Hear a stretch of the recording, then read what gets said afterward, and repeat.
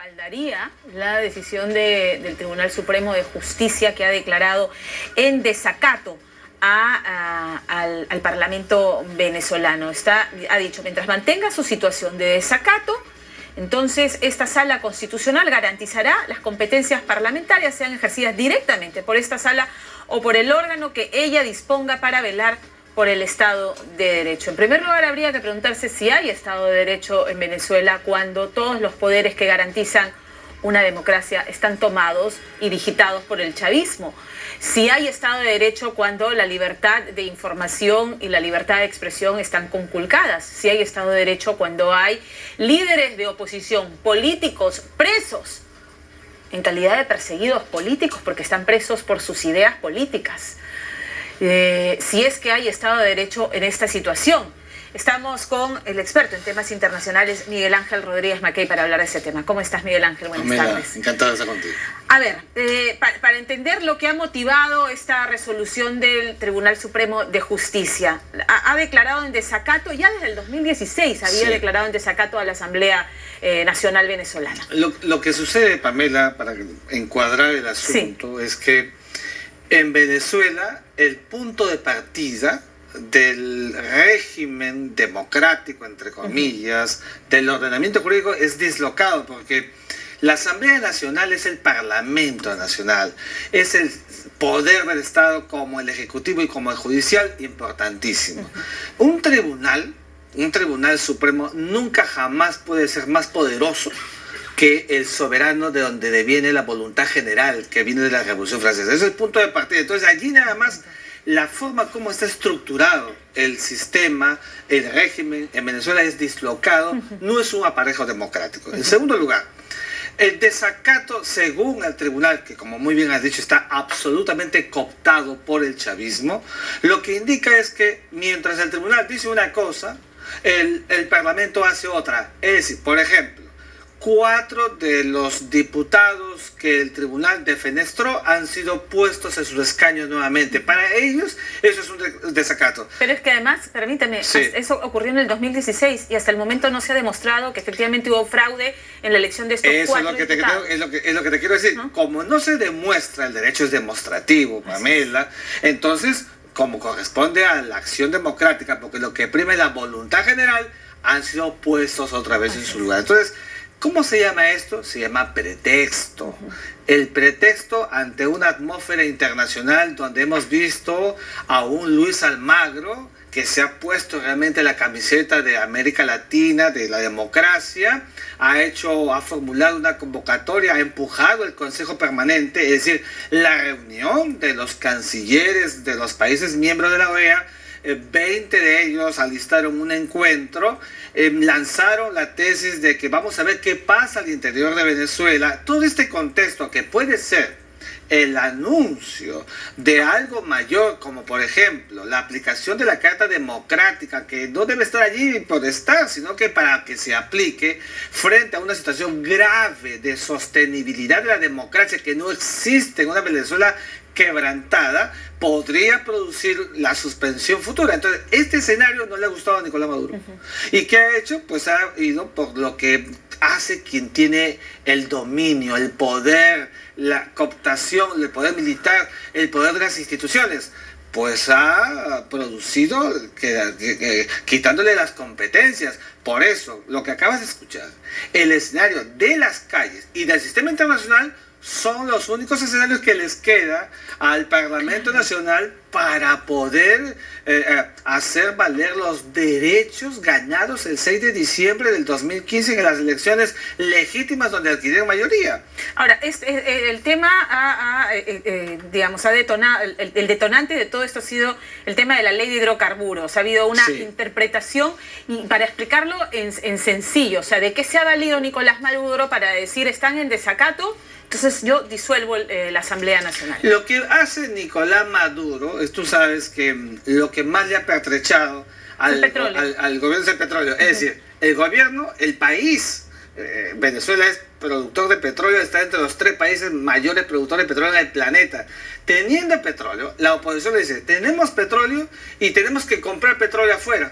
y el petróleo venezolano para su proceso de por refinerías además que están absolutamente colapsadas, desfasadas, es costosísimo. Y entonces la oposición le dice al gobierno que los mecanismos por los cuales hace una política petrolera no son los adecuados.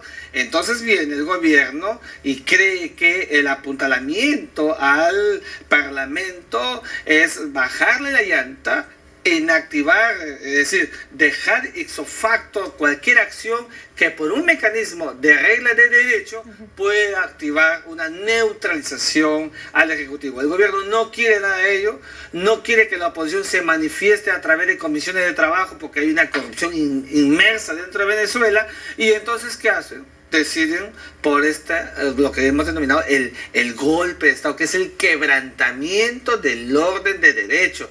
En Venezuela, además, hay que decirlo, el acto de jure, de derecho, ya no existe. Hace 2 meses, la propia Asamblea Nacional declaró que había un abandono de cargo por Nicolás Maduro.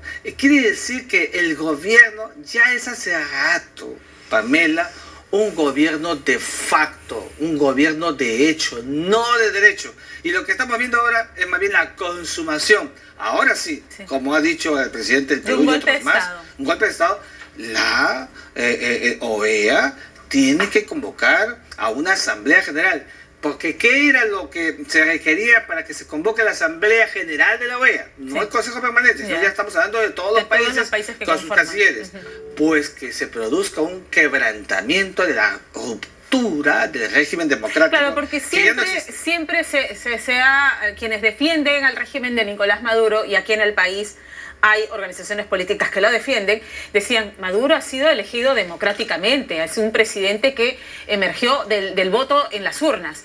Sin embargo, el comportamiento de Nicolás Maduro es el comportamiento de un dictador. Ahora que ya el régimen democrático está quebrantado frente a esta decisión, la OEA, ¿qué acciones concretas puede tomar? Correcto, Pamela, pero antes déjame decirte, subrayar que no fue tan democrático porque Chávez, casi como en la Edad Media, le traspasó la posta a Nicolás Maduro, hubo elecciones y a Capriles le ganó unas elecciones, entre comillas, fraudulentas, dominadas por un sistema, o sea, no fueron democráticas. Pero ¿qué es lo que tiene que hacer en estos momentos la OEA? Pues alistar ya una acción de carácter diplomático. ¿Para qué?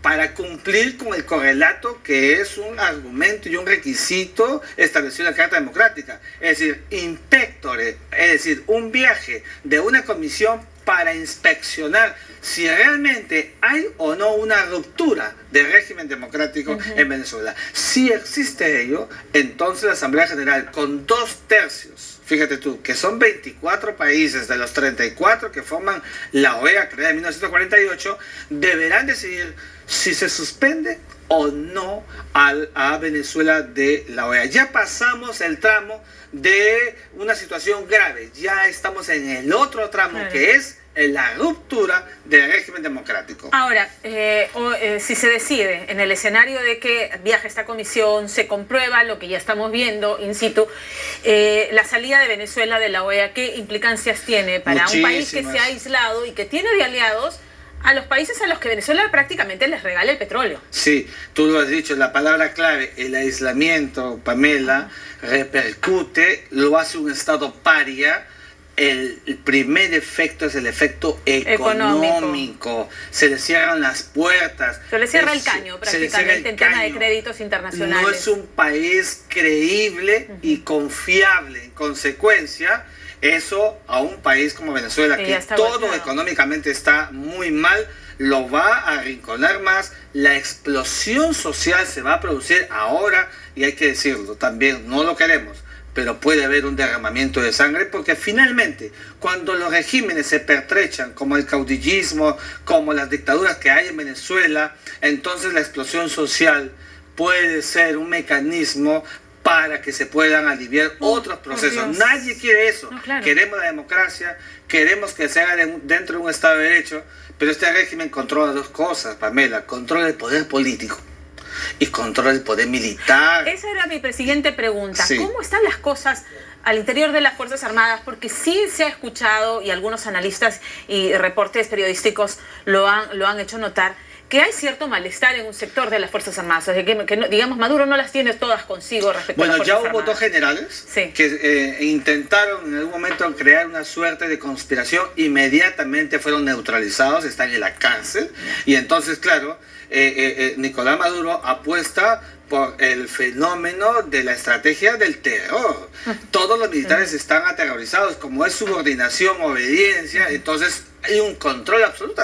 Es lo mismo que hace Kim Jong-un en Corea del Norte. Bajo el temor es la regla para mantener ese statu quo de control absoluto. Y tiene además del poder. población civil armada, los círculos bolivarianos. Pero fíjate, eso es peligrosísimo además. Pamela, ¿no? yo estuve como observador O sea, internacional. tienes a tu vecino que de repente es del círculo bolivariano que te está vigilando. Fuimos a ver, en las votaciones las milicias urbanas, Exacto. gentes armadas, que el chavismo lo hizo precisamente para que ante las circunstancias de un levantamiento de la gente frente a un régimen como este anarquizado, pudieran coadyuvar a mantener el gobierno. Entonces, Maduro, el chavismo han pensado en todo, y por esa misma razón es que ya es necesario que la comunidad internacional se pronuncie. No es un buen ejemplo de nada Venezuela, como tampoco Nicaragua, etcétera, pero tiene que haber ya un pronunciamiento de la Asamblea General de la OEA.